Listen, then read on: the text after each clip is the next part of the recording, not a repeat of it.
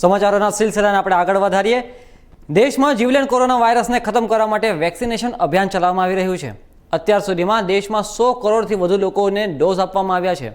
આ લક્ષ્યને હાંસલ કરી ભારત દેશે ઇતિહાસ રચ્યો છે અને તેને જ જોતા વડાપ્રધાન નરેન્દ્ર મોદીએ મન કી બાત કાર્યક્રમમાં રસીકરણ અભિયાન પર વાત કરી હતી અને આ લક્ષ્ય હાંસલ કરવા માટે દેશવાસીઓને અભિનંદન પાઠવ્યા હતા।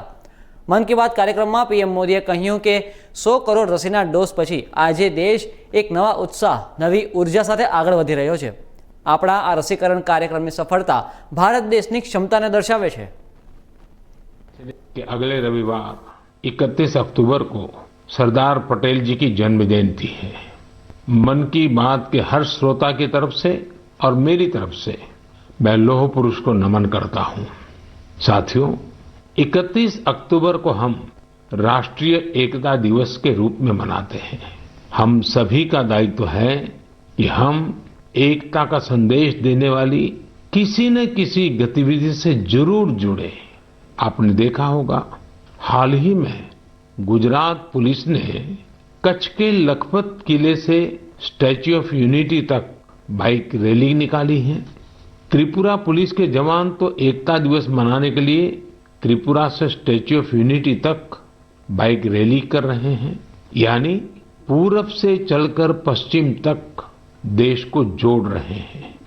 जम्मू कश्मीर पुलिस के जवान भी उरी से पठानकोट तक ऐसी ही बाइक रैली निकालकर देश की एकता का संदेश दे रहे हैं। मैं इन सभी जवानों को सैल्यूट करता हूं। जम्मू कश्मीर के ही कुपवाड़ा जिले की कई बहनों के बारे में भी मुझे पता चला है।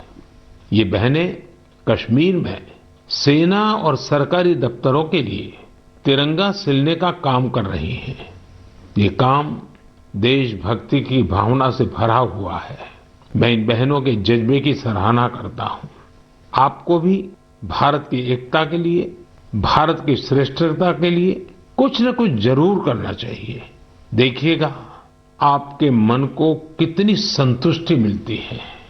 साथियों, सरदार साहब कहते थे कि हम अपने एकजुट उद्यम से ही देश को नई महान ऊंचाइयों तक पहुंचा सकते हैं। अगर हम में एकता नहीं हुई तो हम खुद को नई नई विपदाओं में फंसा देंगे। केंद्रीय गृहमंत्री अमित शाह जम्मू कश्मीर 3 दिवसनी मुलाकाते गया है। आज बीजा दिवसे તેમણે જમ્મુની ઇન્ડિયન ઇન્સ્ટિટ્યૂટ ઓફ ટેકનોલોજીમાં ડિસિપ્લિનરી રિસર્ચ સેન્ટરનું ઉદ્ઘાટન અને સંસ્થાના ત્રીજા તબક્કા માટે શિલાન્યાસ પણ કર્યો હતો। આ દરમિયાન જમ્મુ કાશ્મીરના લેફ્ટનન્ટ ગવર્નર મનોજ સિન્હા અને કેન્દ્રીય વિજ્ઞાન અને ટેકનોલોજી મંત્રી ડોક્ટર જીતેન્દ્ર સિંહે પણ ઉદ્ઘાટન સમારંભમાં હાજરી આપી હતી। શનિવારે તેમની મુલાકાતના પ્રથમ દિવસે કેન્દ્રીય ગૃહમંત્રી આ મહિનામાં જમ્મુ કાશ્મીરમાં આતંકવાદી હુમલામાં માર્યા ગયેલા સૈનિકો અને નાગરિકોના પરિવારજનોને મળ્યા હતા। सबसे पहले ये कहने आया हूं कि जम्मू वालों के साथ अन्याय का समय समाप्त हो चुका है। अब कोई आपके साथ अन्याय नहीं कर सकता। सालों तक अन्याय झेला है आप, मगर कोई अब अन्याय नहीं कर सकता। विकास दोनों का साथ में होगा, कश्मीर का भी होगा, जम्मू का भी होगा। दोनों मिलकर भारत को आगे बढ़ाने के लिए एक साथ प्रयत्न करेंगे। जो विकास का युग शुरू हो रहा है, विकास के युग में खलल पहुंचाने वाले खलल डाल रहे हैं, मगर मैं आप सबको विश्वास दिलाने आया हूं, विश्वास रखिएगा, विकास के युग में कोई खलल नहीं डाल पाएगा। जम्मू कश्मीर के विकास को कोई रोक नहीं। गोवाना मुख्यमंत्री प्रमोद सावंते તેમના પરિવાર સાથે જૂનાગઢ ગિરનારની ટોચ પર બિરાજમાન જગતજનની માં અંબાના દર્શન કર્યા હતા। આ પ્રસંગે મહંતશ્રીએ પ્રમોદ સાવંતને માતાજીની પ્રસાદી રૂપ ચૂંદડી અને પ્રસાદ અર્પણ કરી રૂડા આશીર્વાદ આપ્યા હતા। તેમણે ગોવાની ચૂંટણી અંગે કહ્યું હતું કે ગોવાની જનતાને ભાજપ પર વિશ્વાસ છે। गिरनार पर्वत चढ़ने के लिए मुझे तब 12 घंटे लगे थे, 6 बजे से लेकर 6 बजे तक। लेकिन दीपक भाई ने केबल कार यहाँ पे स्टार्ट करने के बाद अभी तो मुझे लगता है कि 4 घंटे में ही मेरा पूरा दर्शन हो गया। यहाँ से सुबह 6 बजे गया था तो बस 3-3.5 घंटे में पूरा दत्तात्रेय का दर्शन करके मैं यहाँ पे आ गया। बहुत ही मन प्रसन्न हुआ दत्तात्रेय का, अम्बा जी का दर्शन करते हुए। बहुत अच्छा लगा। लेकिन मैं गिरनार पर्वत के बारे में उनका पावित्र्य, उनकी ब्यूटी, उनका क्लीनिनेस और उसकी बायोडाइवर्सिटी उसी तरह से मेंटेन होने के लिए जो कोई यहाँ पे टूरिस्ट होके आता है, दत्तात्रेय के दर्शन में आता है, उनका यही पावित्र्य रखना, वही क्लीनिनेस मेंटेन करना उन सब का काम है। જૂનાગઢના ગિરનાર રોપવે માટે એક કંપનીએ 100 રોપવે પ્રવાસીઓને રોપવેની ફ્રી સફર કરાવી હતી. વેક્સિનેશનના બંને ડોઝ લેનારને નિઃશુલ્ક આ સફરનો લાભ આપવામાં આવ્યો હતો. 100 કરોડ ડોઝ પૂરા થયા બાદ પ્રથમ 100 પ્રવાસીઓને મફત મુસાફરીનો આ લાભ આપવામાં આવ્યો હતો. ઉલ્લેખનીય છે કે ભારતે થોડા દિવસ અગાઉ જ 100 કરોડ વેક્સિનેશનનો આંકડો પાર કર્યો હતો, જે પોતે જ એક ઐતિહાસિક આંકડો પણ કહી શકાય. અને આ આંકડો પ્રાપ્ત કર્યાની ઉજવણી ઠેર ઠેર દેશભરમાં અલગ અલગ રીતે કરવામાં આવી હતી.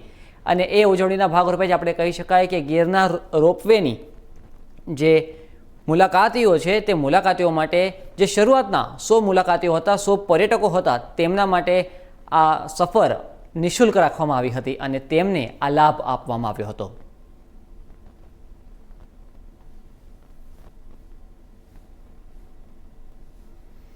ગિરનાર સોમનાથના ભાલકા તેરથી દ્વારકાધીશના ધ્વજારોહણ માટે આહિર સમુદાય ઉમટી પડ્યો હતો. આ પ્રસંગે આહિર સમાજની દીકરીઓ પરંપરાગત પહેરવેશમાં હાજર થઈ હતી.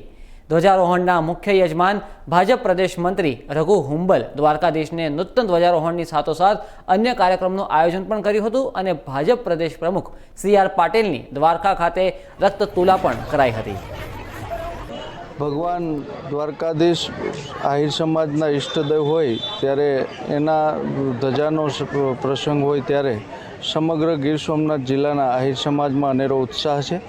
અહીંયા ભગવાન ભાલકેશ્વરની મર્મભૂમિથી લઈ અને ભગવાનની કર્મભૂમિ સુધી જે ભગવાન દ્વારકાધીશને ધજાવા ચડાવવા જતા હોય ત્યારે ગીર સોમનાથ જિલ્લા આહિર સમાજમાં અનેરો ઉત્સાહ છે અને મોટી સંખ્યામાં સેંકડોની 4 વ્હીલ 2 વ્હીલ અને મોટી સંખ્યામાં આહિર સમાજ અને આહિર સમાજ સાથે જોડાયેલા અન્ય સમાજ સાથે બધા એકી સાથે ભગવાન દ્વારકાધીશને રેલી સ્વરૂપે ધ્વજા ચડાવવા જવાના. પેટ્રોલ અને ડીઝલના ભાવ ફરી એકવાર દેશભરમાં સર્વોચ્ચ સપાટીએ પહોંચી ગયા છે. આ સતત 5મો દિવસ છે જ્યારે સરકારી તેલ કંપનીઓ દ્વારા પેટ્રોલ અને ડીઝલના ભાવમાં વધારો કરવામાં આવ્યો છે. રાજધાની દિલ્હીમાં આ બંને ઇંધણમાં 35 પૈસાનો વધારો થયો છે. આંતરરાષ્ટ્રીય સ્તરે ક્રૂડ ઓઇલના ભાવ ઘટીને પ્રતિ બેરલ $19ની રેકોર્ડ નીચલી સપાટીએ પહોંચ્યા બાદ સરકારે પેટ્રોલ અને ડીઝલ પરની એક્સાઇઝ ડ્યુટીમાં વધારો કર્યો હતો. જોકે ત્યાર પછી આંતરરાષ્ટ્રીય સ્તરે ક્રૂડ ઓઇલના ભાવ $85 પ્રતિ બેરલ થઈ ગયા છે, પરંતુ પેટ્રોલ પરની એક્સાઇઝ ડ્યુટી ₹32.90 પ્રતિ લીટર પર યથાવત છે અને એ જ રીતે ડીઝલ પરની એક્સાઇઝ ડ્યુટી ₹31.80 પ્રતિ લીટર પર યથાવત છે.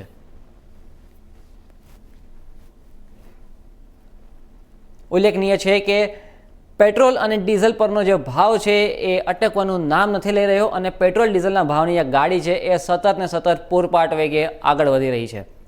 અને આ જે પૂરપાટ વેગે ગાડી આગળ વધી રહી છે પેટ્રોલ ડીઝલના ભાવની, એને લીધે સામાન્ય જનતાના ખિસ્સા પર સ્વાભાવિક રીતે ભાર વધી રહ્યો છે. અને કારણ કે તહેવારની સિઝનો પણ આવી રહી છે અને આ સિઝનમાં સામાન્ય નાગરિકોના ખિસ્સા પરનો ભાર હળવો થવાને બદલે જે વધી રહ્યો છે એ તેમના માટે સૌથી મોટી ચિંતાનું કારણ છે.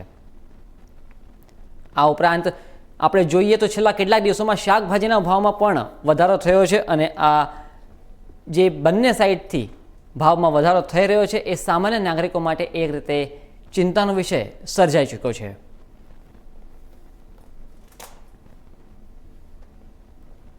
આ સાથે સમાચારોનો સિલસિલો અહીં સમાપ્ત થાય છે. વધુ સમાચાર માટે જોતા રહો ઇન્ડિયા ન્યૂઝ ગુજરાત.